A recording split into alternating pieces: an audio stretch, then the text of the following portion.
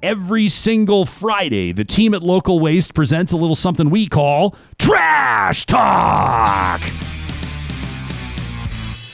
All right, this one from Robert, who sent it in to talk@ryanjesperson.com. Hey, to the guy in the fancy car who rips through our neighborhood while my kids are trying to sleep, I have 2 pieces of advice. Number 1, you were made perfect, whole, and complete. Not everybody is destined to wear size 13 shoes or extra large gloves. You will find your someone, but this is not the way. And number 2, he says, Ryan, if you could tap into Jim Carrey's voice in Liar Liar, stop breaking the law, asshole!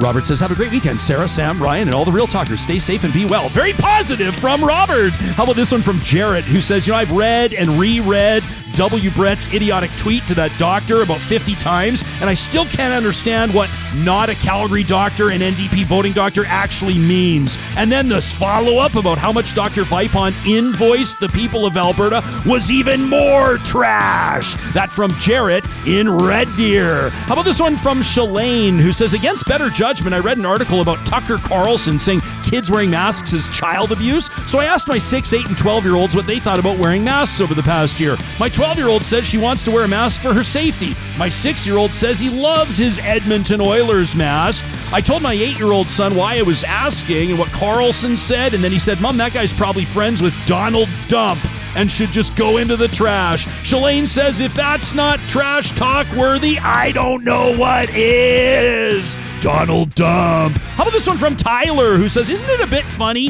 that the government who reduces corporate tax rates and preaches small government is introducing a, tax to use Alberta parks? Let's call it what it is, Jason Kenney. It's a tax. Low-income individuals already face enough boundaries. This will prevent them from accessing the great outdoors. You want to fund the parks? Increase the corporate tax rate. Fund it properly. This government is so out of touch with Albertans, says Tyler. It's time to get them out of here. And I've got a trash talk for myself today. We'll get into this more next week. But Edmonton's police chief, Dale McPhee, says, in fact, it was not a hate-fueled attack, let alone a hate crime, when a whole bunch of kids piled on one kid, a black kid, at an Edmonton school.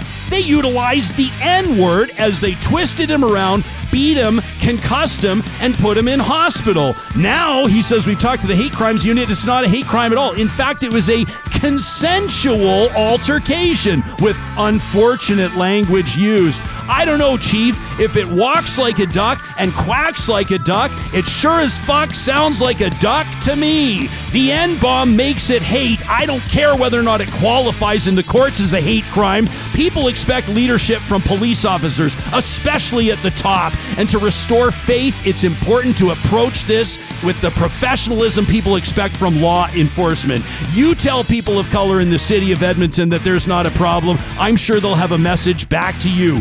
Be better, my friends. Have a wonderful weekend. Get in touch with us. Talk@ryanjesperson.com. Long may you rock, and we'll talk to you live on Monday morning.